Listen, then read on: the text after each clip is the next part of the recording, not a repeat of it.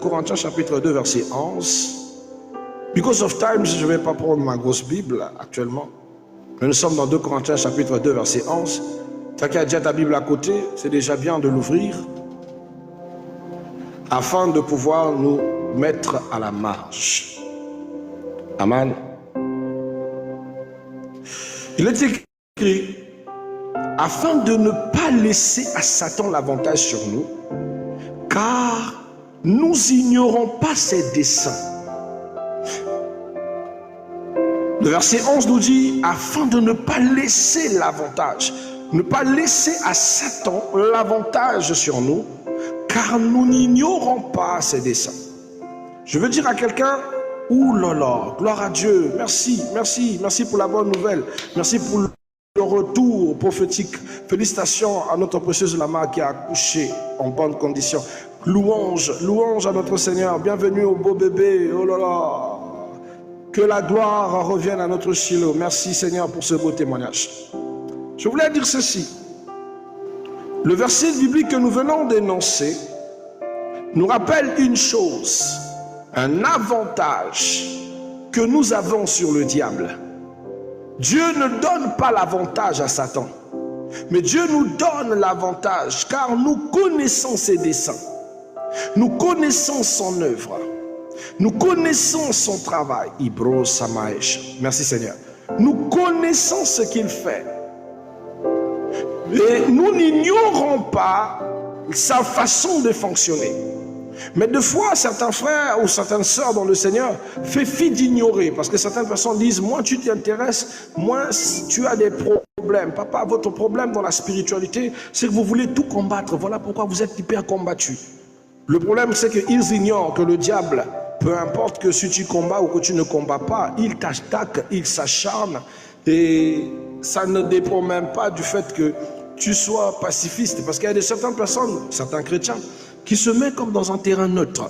Il dit, lui, il est neutre. Il n'a des problèmes avec personne, ni avec les démons, ni avec les sorciers.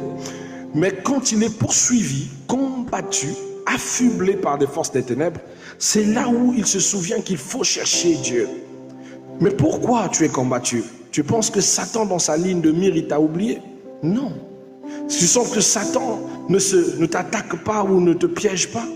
Certaines laïcités même de l'ennemi, le diable, Satan, sont même des preuves dans sa stratégie, dans ses pièges, pour te pousser à croire que tu peux agir impunément lorsque tu ne pries pas, lorsque tu ne jeûnes pas et lorsque tu ne te donnes pas assez dans la prière.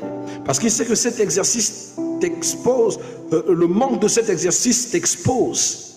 Tu verras quand il te dit, oui, vous qui priez, vous le provoquez, voilà pourquoi vous vous battez. Nous autres qui avons compris qu'il ne faut pas le provoquer, voilà pourquoi nous sommes en paix, on réussit, on fait nos choses. Mais tu réussis dans les conditions lesquelles ton âme se perd, il t'emmène dans le péché, il t'emmène dans plein de choses qui vont te pousser à la damnation. Voilà pourquoi il te laisse pas en vain. Il te laisse dans un piège. À un moment précis de ta vie, tu vas te rendre compte que tu t'es rendu malade, que tu t'es détruit. Et c'est là que tu comprendras que l'œuvre des ténèbres était déjà activée. Le diable ne va pas combattre ce qui est déjà prêt à se détruire. Mais il combat ceux qui luttent contre son emprise dans leur vie. C'est une chose qu'il faut savoir, bien-aimés. Vous savez, la Bible révèle que Satan est un ennemi rusé. Il agit rarement de manière évidente. Son objectif est de détourner l'homme de Dieu et de l'affaiblir spirituellement, de le séduire, de le diviser et finalement de le détruire. Jean chapitre 10, le verset 10 nous parle de ça. Pierre chapitre 5, verset 8 nous rappelle encore ce principe. Bien-aimé, le mot grec méthode, Éphésiens chapitre 6, verset 11, signifie stratégie, ruse, procédé, plan soigneux, élaboré. Le croyant que nous sommes, bien-aimés, est donc appelé à discerner les pièges de l'ennemi afin de demeurer ferme dans la foi. Car les pièges, bien-aimés, sont évidents. Alors la première des questions que nous aborderons aujourd'hui, pour ne pas du tout vous perdre le temps, c'est qu'est-ce qu'un piège démoniaque? Qu'est-ce que représente un piège démoniaque? Bien-aimé, un piège démoniaque est une situation préparée pour provoquer la chute. Un piège démoniaque est une séduction déguisée en bénéfice. C'est une attaque invisible contre la destinée. Une porte d'ouverture permettant à l'ennemi d'exercer une influence. Alléluia. Nous avons dit qu'un piège démoniaque peut être une situation préparée pour provoquer la chute. Le diable a déjà préparé. Et en plus, c'est un très bon planificateur. Il prend tout son temps. Il prend tous les détails précis, il les met sur votre chemin. Il les manipule de manière à ce que vous puissiez tomber. Puisque plus vous tombez en disgrâce, plus votre relation avec Dieu subit une entorse. Le diable peut créer la séduction déguisée en bénéfice juste pour vous mettre dans un leurre. C'est là où je disais que certaines personnes qui disent que non, moi, il ne faut pas le chercher, il ne va pas te combattre. C'est une bénédiction déguisée. Certaines opportunités ne viennent pas de Dieu. Certaines occasions ne viennent pas de Dieu. J'avais un ami qui me disait, écoute, ne te soucie pas de la vie, buvons. Prenons l'alcool. Vautrons-nous, mon frère. Deux fois, il faut laisser ces histoires de prière parce que ça va te mener à pousser le diable à te combattre. J'ai dit, ça, c'est une manière d'avoir peur. C'est une manière de craindre. C'est une manière de laisser une forme d'autorité sur le diable pour dire qu'il est supérieur. Non, nous avons un esprit supérieur. On a Dieu supérieur. Il dit non.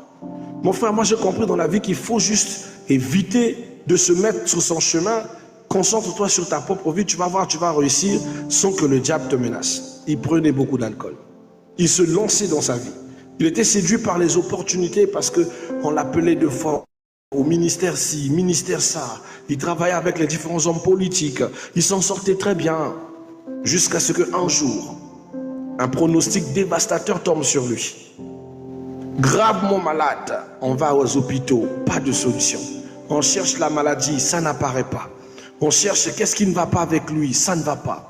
Mais quand il réagit, on dirait quelqu'un qui souffre de la cirrhose de foie. Il s'affaiblit, vomit du sang.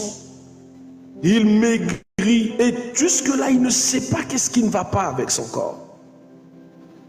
J'étais en mission pour l'évangile. Lorsque je reviens, je le regarde, je dis, qu'est-ce qui ne va pas avec toi? Comment tu arrives à ce niveau? Il dit, je ne comprends pas, je fais tout, je ne sais pas, et tout, et tout. J'ai dit, est-ce que tu es allé chercher le visage du Seigneur? Est-ce que tu es allé chercher? Oh non, tu connais ma philosophie. Moi, je ne vais pas aller chercher le visage du Seigneur, prier pour ça. Je vais attirer Satan pour rien. Je dis, mais donc pour toi, la condition où tu te trouves, Satan n'est pas déjà là. Parce que tu penses que la condition que tu te trouves, tu n'es pas déjà en train de subir un plan bien organisé de l'ennemi. Tu es déjà dans la machination du diable, mais tu n'es pas conscient que tu es victime de son piège. Pendant que je parlais, le Saint-Esprit m'ouvre l'histoire. Il dit, tu vois, tellement lié à sa volupté, voilà ce qu'il a fait. Il est rentré dans tel endroit, il a serré les mains de tel monsieur, et actuellement même où nous parlons, il avait rejoint telle secte et tel. Voilà ce qui lui arrive. Donc là, il lui reste quelques temps pour vivre, il va mourir. J'ai dit, tiens, je chasse tous les autres qui étaient à côté de nous dans la chambre. Je dis, permettez-moi, je vais prier pour lui. On reste face à face. J'ai dit, voici ce que l'Esprit de Dieu m'a mis à cœur de te dire. Voilà ce que tu as fait, voilà ce que tu as vécu, voilà. Monsieur un tel que tu as rencontré dans le gouvernement t'a emmené à tel endroit, voilà. Il me dit, oh oui, c'est vrai ce que tu me dis. L'Éternel me dit de te dire, tu n'es pas malade, mais il te reste quelques jours à vivre, liés au pacte spirituel que tu avais fait. Le désir de t'abstenir de combats spirituels, le désir de penser que Satan ne pourra pas t'acharner, de piéger, t'a mis dans un piège mortel. Il me dit, mais comment m'en sortir? J'ai dit, remets ta vie à Jésus. Il est maintenant important de remettre ta vie à Jésus. Il n'est pas trop tard. Il dit, non, moi j'ai peur que le diable s'acharne, et tout. J'ai dit, donne ta vie à Jésus. Ça ne va même pas prendre 15 minutes. On va prier ensemble ici. Je vais recevoir le Seigneur Jésus-Christ. Et on va activer des temps de prière. Tu vas être sauvé. Mon frère, c'est-à-dire, il a mis de l'incrédulité dans son cœur. De l'incrédulité. C'est pendant qu'on est en train d'emporter son esprit. C'est les heures de la fin que tu le vois en train de dire à sa femme, ah, si je suivais au moins le Seigneur, si j'avais suivi le Seigneur, il essaye de prononcer le nom du Seigneur, mais il n'arrivait pas. Après, il a soupiré, il est parti. J'ai envie de vous dire ceci. Ce n'est pas un témoignage que je donne par plaisir. C'est parce que beaucoup ignorent que certaines choses que tu vis peuvent être la machination de l'ennemi.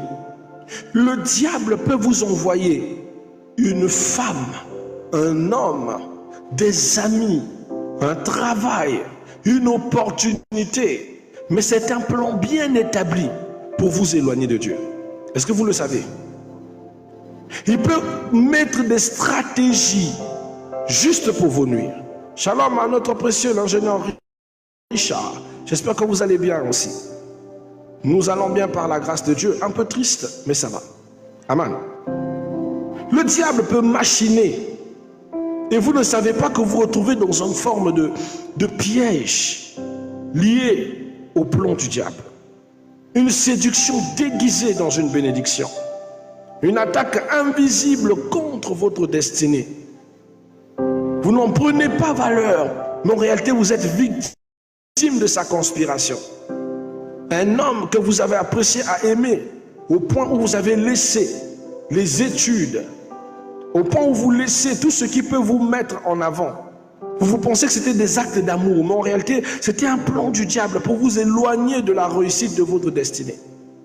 Aujourd'hui, quand vous voulez reprendre les études, vous n'avez plus le courage, vous vous sentez trop vieux, vous vous sentez trop âgé. Mais pourtant, dès le départ, quand vous étiez très jeune, vous aviez cette optique de faire tel type d'études pour atteindre tels objectifs et faire tel. Vous n'avez pas pu accomplir les projets de votre cœur parce que le malin a mis un piège dans votre chemin.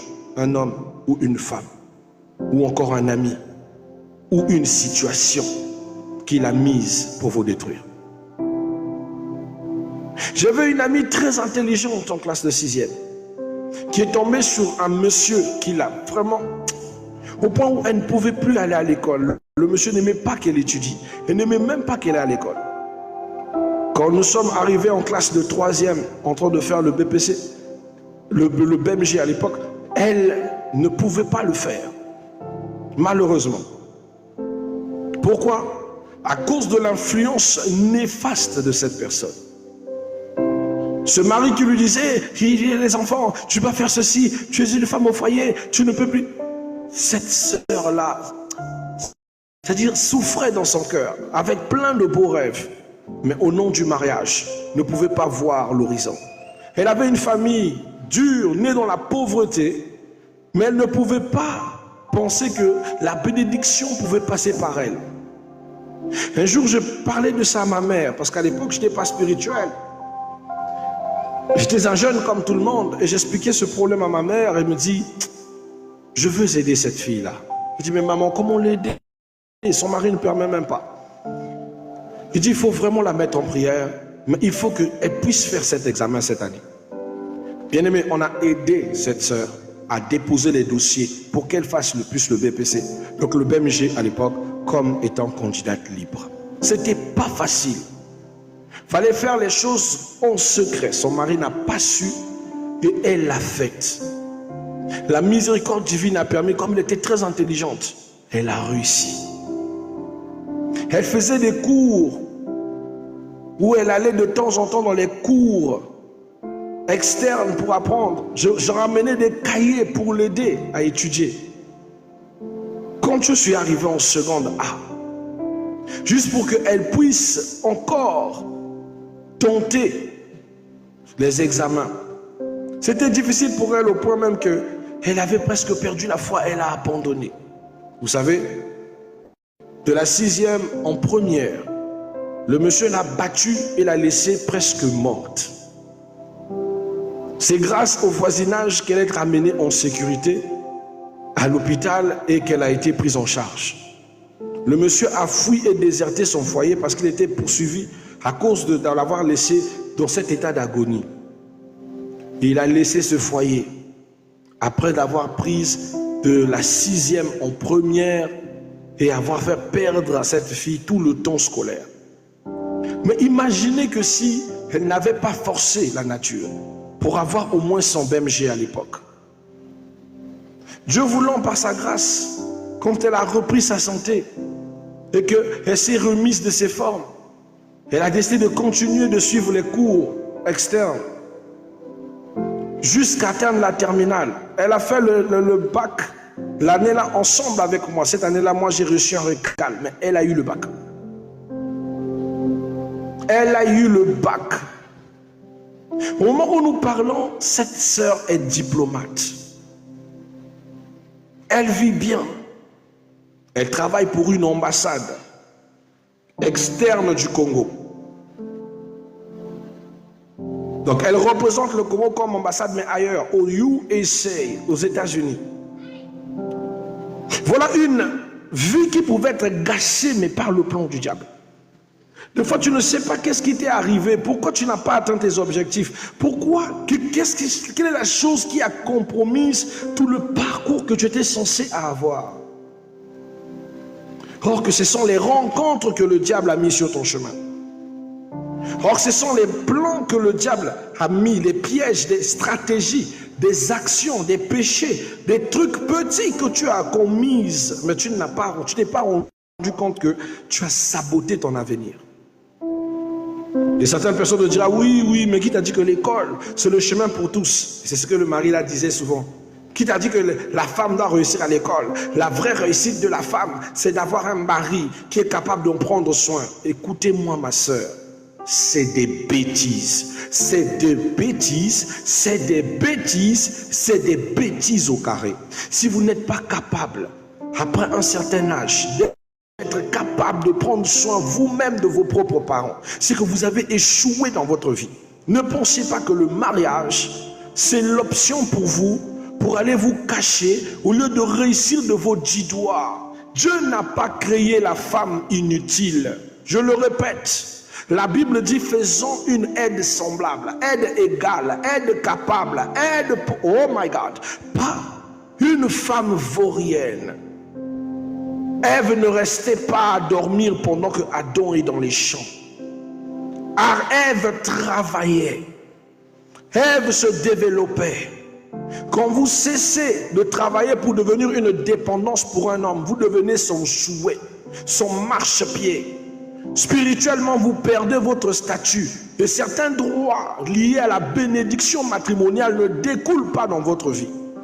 Une femme qui a décidé de se faire femme au foyer, au point où elle décide de ne pas prendre sa vie en soi, c'est-à-dire d'avoir une carrière, de réussir, juste pour s'apaisantir, spirituellement bien aimé, c'est une esclave qui a perdu toute sa racine et sa bénédiction. Bien aimé, la Bible, j'insiste, n'a pas établi la femme comme un objet de foyer de décor. La Bible parle de Ruth la Moabite qui allait glaner les terres. Naomi qui était une bosseuse. Esther, une femme vaillante, intelligente et intellectuelle et stratège. Je peux citer tous les noms des femmes battantes de la Bible. Et tu vas comprendre que, bien aimé, aucune d'elles n'était une femme vaurienne. Mais à cause de certains plans du diable, un système, un cercle vicieux, certaines sœurs ont cru que la vraie réussite, c'est dans le mariage. Même si tu as échoué à l'école, même si tu as échoué dans tes business, il suffit de trouver un bon monsieur qui va prendre soin de toi. Tu seras son marchepied. Tu seras son marchepied. Et ta famille ne bénéficieront pas de toi. Ce n'est pas un plan de Dieu, non. C'est un plan machiavélique, un plan démoniaque, une stratégie démoniaque. De penser que je peux compter sur ma beauté. La beauté est éphémère. Ça va passer. Ça va pourrir. Mais les œuvres et le travail que tu accomplis laisseront des traces à l'encre indélébile. Tu entends? Un homme peut te quitter, mais ton travail peut toujours continuer à te restaurer. Un mari peut t'abandonner, mais ton travail peut assurer la continuité. Un homme peut mourir, mais ton travail peut assurer la continuité. Tu comprends? Je te parle sincèrement. Pour que tu sortes de ton vie. Moi, je n'ai pas de travail, je veux seulement me trouver un mari qui va prendre soin de moi. C'est comme ça que vous finissez porte-sac de pommes quelque part. Arrêtez d'avoir ce genre de pensée. Vos familles ont besoin de vous. Soyez un impact pour vous. Développez-vous pour vous. Avant d'être une bénédiction pour un mari, soyez d'abord une bénédiction pour vous et pour votre famille. Les plans de Dieu n'est pas seulement de te rendre femme à marier. Et que être marié n'est pas une bénédiction de dépendance à un homme. Vous devez retirer ça. Ça, c'est vraiment un plan diabolique. Et tu vois la personne dire, ça c'était les plans que Dieu a créés pour moi. Pour après dire, je ne fais que souffrir. Ne regarde pas les apparences. Son propre argent. Pour donner, il doit me faire ceci. Il doit me manquer de respect. Il insulte ma mère. Il insulte mon père. Il parle mal de ma famille. C'est normal, tu dépends de lui. Bref, je ne vais pas sortir de mon contexte de sujet. Le piège du diable peut vous ramener à ce genre de vie. Et penser que ce genre de vie est normal. Et penser que ce genre de vie est une réussite. En réalité, ce n'est pas le cas. Car le piège précède presque toujours la captivité. Écoute bien. Le piège, amen, précède toujours la captivité. Livre des Psaumes, chapitre 91, verset 3. Il est écrit, c'est lui qui te délivre du filet de l'oiseleur. Quand le piège est dressé, c'est pour que tu te retrouves dans le filet de l'oiseleur. Le filet représente les pièges invisibles. Le but du diable, ce n'est pas seulement que tu tombes, mais que tu te retrouves dans une forme d'esclavagisme spirituel, incapable de faire quoi que ce soit, jusqu'à ce que tu te rompes. C'est-à-dire que tu te brises de l'intérieur au point de ne plus vouloir vivre, de te sentir inutile, manipulé, assiégé par lui. J'ai connu beaucoup de personnes avec une forte étoile, mais une destinée détruite par le malin. Vivant triste comme un meuble dans un coin de maison. Et pourtant, c'est quelqu'un que Dieu a préparé de grandes choses. Elle avait aussi de grands projets, mais elle a perdu espoir. Parce qu'elle a préféré accepter la nature d'être une chaise que d'être un outil de bénédiction dans la main de Dieu. Bien-aimé, votre Dieu ne vous a pas créé esclave de quelqu'un. La Bible dit, je vous appelle à la liberté. Donc Dieu nous veut libres et non esclaves du malin. Encore moins esclave de quelqu'un. Mais les ruses du diable existent.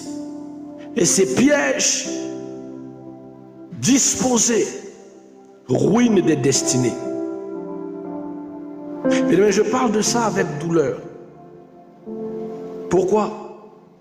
Pour ceux qui le savent, j'ai perdu un fils dans la foi. J'ai perdu un fils de la foi très jeune, à peine 28 ans. Qui est décédé à la fleur de l'âge comme ça. Un fils prometteur. Un fils qui me... C'est-à-dire, quand il prêche, vous dites que c'est moi qui prêche. Un fils avec lequel Dieu agissait puissamment. Une bénédiction pour tous ceux qui l'ont connu. Je le pleure. Mais il a été victime de la machination du diable. Le diable lui a envoyé juste une seule personne, une femme. Et la femme l'a détourné du droit chemin. Au point où il n'arrivait plus à prier, il n'arrivait plus à servir Dieu. Il ne se sentait plus juste parce qu'il n'est pas marié, il est tombé avec une femme. Comment je peux... Donc, il a sombré dans la culpabilité. Il s'est retiré de l'église. Il ne supportait plus de prêcher dans cet état. Il s'est mis de côté. J'ai dit, viens, emmène-moi cette femme. Je vais bénir vos vies. Tu vas continuer à servir. Je ne veux pas que tu laisses. Parce que quand tu te mets loin de Dieu, c'est là où le diable t'attend. Il t'attend loin pour te faire du mal. Il ne m'a pas entendu. Il a préféré agir selon sa sagesse. 2 ans, il s'est retiré. C'est aujourd'hui que j'apprends qu'il avait même déjà laissé les parents. Il était allé dans la maison familiale là où ils étaient abandonnés, loin de tout le monde. Et même que il avait sa petite amie là de temps en temps, venait, qu'ils étaient en train de vivre. Donc il avait déjà accepté cette condition qu'il trouvait même meilleure. Parce que maintenant il se sentait homme avec femme, il pouvait coucher, aller au travail, faire ceci, faire cela. Et dans sa tête il se disait, bon, je vais m'organiser, me marier et reprendre les choses de Dieu. Bon, plus qu'il sombrait dans le péché, plus il sombrait dans la culpabilité, plus il s'affaiblissait et plus il devenait vulnérable aux choses du mal. En mai, je l'appelle parce que je sens le malheur arriver. Je dis, fils, reviens. Je sens le mal arriver. Ne reste pas où tu es. Je l'ai souhaité les vœux les meilleurs et tout. Je dis, lève-toi. Le diable te cherche. Nous sommes rentrés en juin. Au plus, juin le 10, il a commencé à tomber malade. Il ne me dit pas. Il a commencé à vivre des scénettes avec sa santé. Il ne me dit pas. Il a commencé à être courbé parce qu'il n'arrivait pas. Son dos le faisait tellement mal qu'il se faisait courber comme un vieillard. Quand son frère, le pasteur Jude, mon autre fils, lui voit et lui dit, écoute, allons voir Père, afin qu'il prie pour toi et que tu guérisses. Il refuse. Il a préféré se rabaisser à boire des tisanes que de me consulter. Vous me connaissez, vous connaissez comment Dieu m'utilise dans le mystère de la guérison. Il a refusé de m'appeler. Il a préféré souffrir. Quand il a fait sa première crise là-bas, ils ont préféré courir chez les tradis praticiens. Ils ont préféré courir chez les Gunza que de se remettre là où il servait, là où l'onction agit, là où il sait quelle est la maladie que Dieu a exempté à son serviteur d'opérer. Il a refusé. Son cœur était serré au point où il ne m'appelait pas. Et moi, tout ça, je ne savais pas.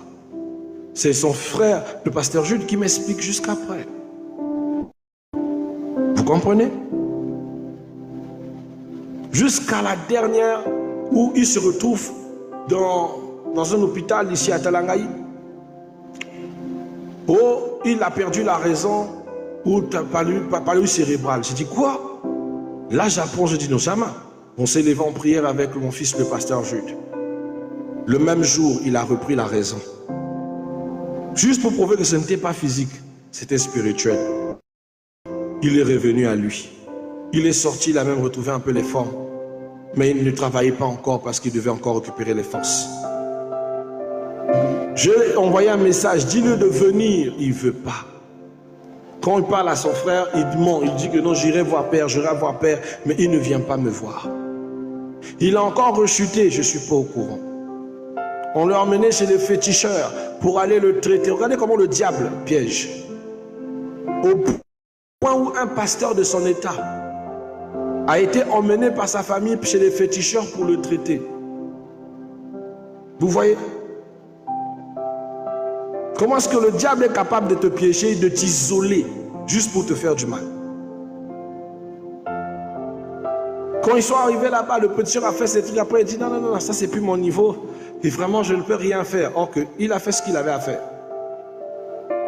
C'est comme ça qu'il court avec plus d'urgence au CHU de Brazzaville.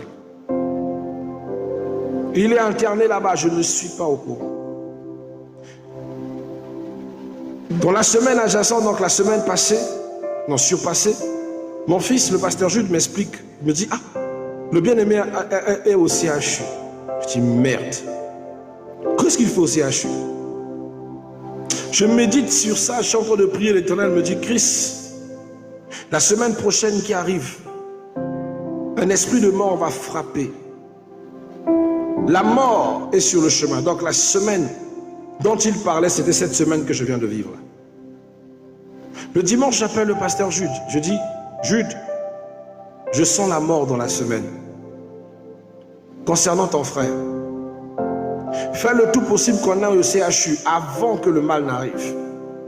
Fais le tout possible, fils. Oh papa, d'accord, vraiment je prends toutes les informations. Et après je te fais signe, on va aller. Le diable a soufflé une de ses lourdeurs. Mon fils, le pasteur Jude, n'a pas eu la force d'aller à l'hôpital pour prendre les informations.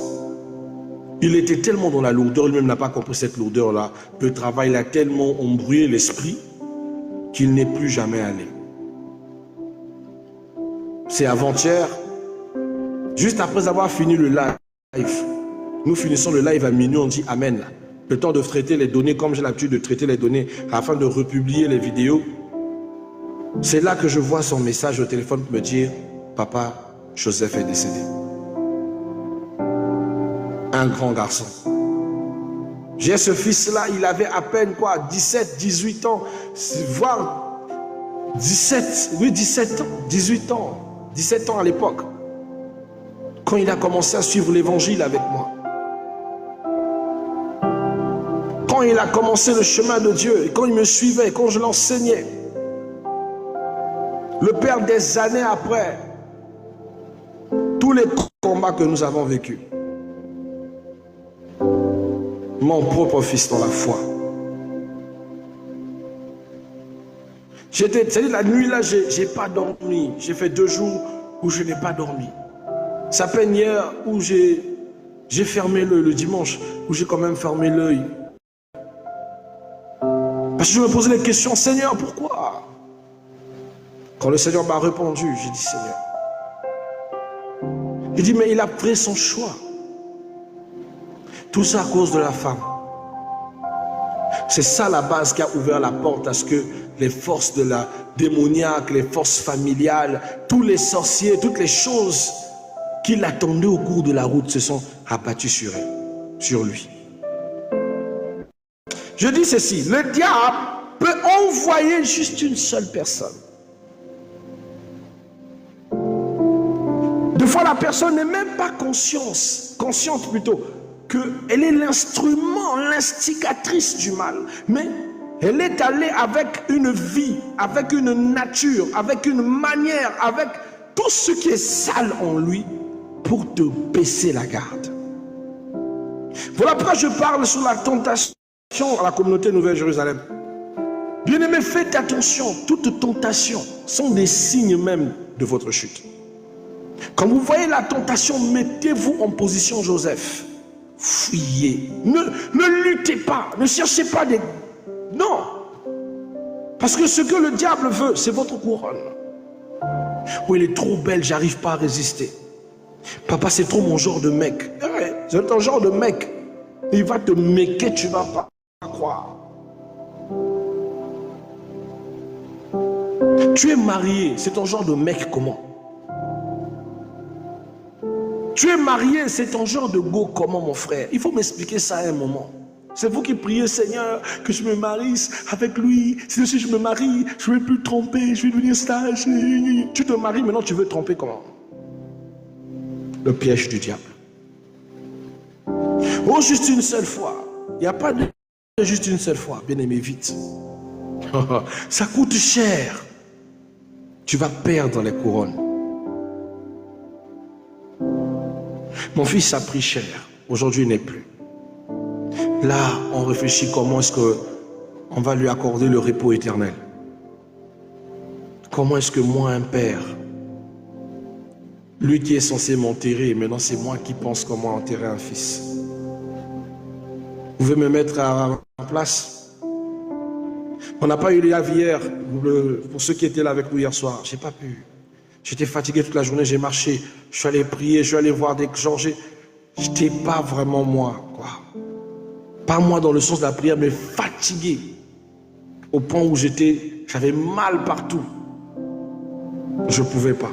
Comme j'ai passé toute la journée à pleurer.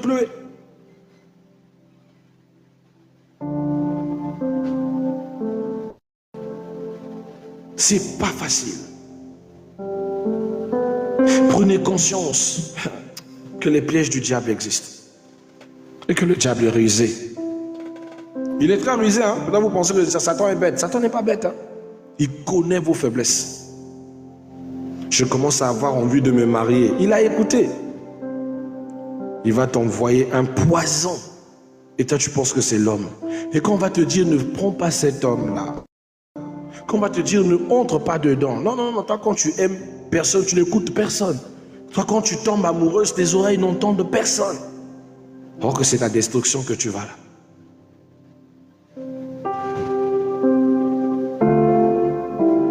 Médicalement, les médecins ne savent même pas qu'est-ce que mon fils avait. J'ai demandé aux parents, dit, le docteur ne donne aucune information. Oh, il y a ceci qui était là. Oh, après, il n'arrive plus à dire, on ne sait même pas qu'est-ce qu'il avait. Spirituel. Mais vous imaginez dans tout ce parcours où son père l'a fait marcher, son père me connaissait. Son père n'a pas voulu en aucun jour lui prendre et dire, écoute, allons voir ton père dans la foi. Là, toi, tu es pasteur, là où tu pries, allons te laisser là-bas.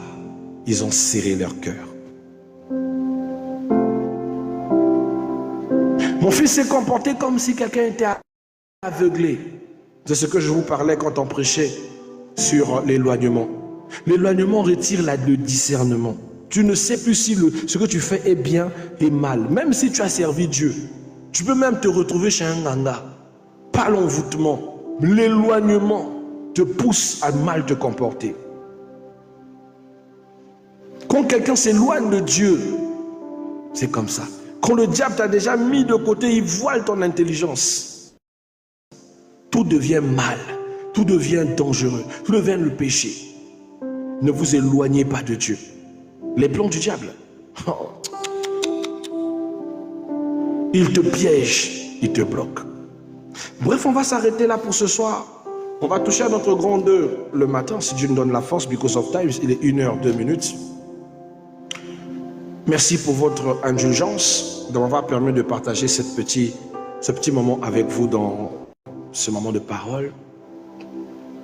Mon but n'est pas de vous rendre triste, car je le suis déjà, parce que j'ai perdu quelqu'un de cher, mais c'est d'éveiller votre conscience et de vous faire comprendre que Satan utilise tellement de ruses, que Satan est le roi de la machination. Pendant que vous attendez que Satan vous envoie des esprits à vous tourmenter, non, il t'envoie quelqu'un. Il envoie quelqu'un de possédé, quelqu'un animé par les esprits. Il t'envoie une Chandramukhi, il t'envoie une Delilah, juste pour qu'on te coupe les cheveux et qu'on te tue, Samson. Et toi, tu vas penser que c'est une bonne personne. Non, papa, tu mens. Papa, tu ne peux pas dire ça. Tim, c'est une bonne personne. Tim, c'est une bonne personne. Toi, tu l'as vu, tu connais. Moi, j'ai vu l'esprit, je te dis la vérité. Tu me dis, Tim, c'est une bonne personne. Je l'aime, je parle. L'amour ne trompe jamais. L'amour ne trompe jamais. Après, c'est pour que tous nous pleurons éripés sur toi. Moi, dans ce genre de conditions, dans ma tanga, je ne viens pas. Je suis tellement en colère dans mon cœur que je sais... Si ce n'est pas mon fils dans la foi et que je ne l'aime pas, je ne l'aime même pas dans la veillée là. Pour moi, j'appelle ça veillée bête. C'est une perte bête. J'ai mal, ça m'énerve. Pas dans ces conditions qu'il devait partir. Mais je ne me soustrais pas à rester comme ça.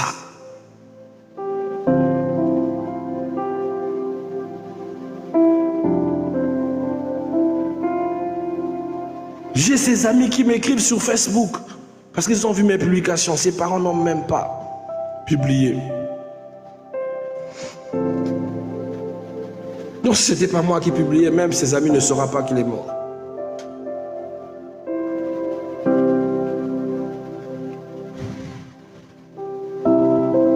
C'est dur.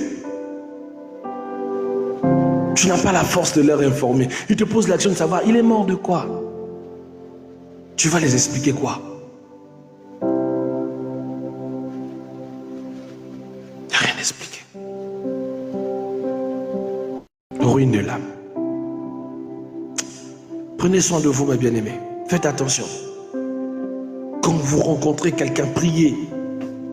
Un homme qui vous fait sortir de la présence de Dieu. Bien-aimé, c'est un agent du diable. Une femme où depuis que tu l'as rencontrée, ta vie de prière ne fait que se perdre. Bien-aimé, elle a une mission. Elle n'a pas conscience, mais les esprits qui l'animent savent le pourquoi.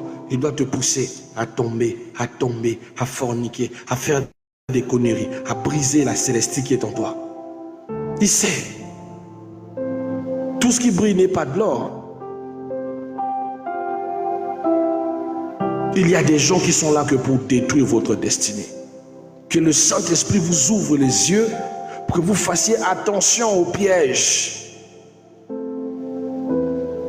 Que le diable ne vous vole pas votre couronne. Amen. Soyez bénis, mes bien-aimés.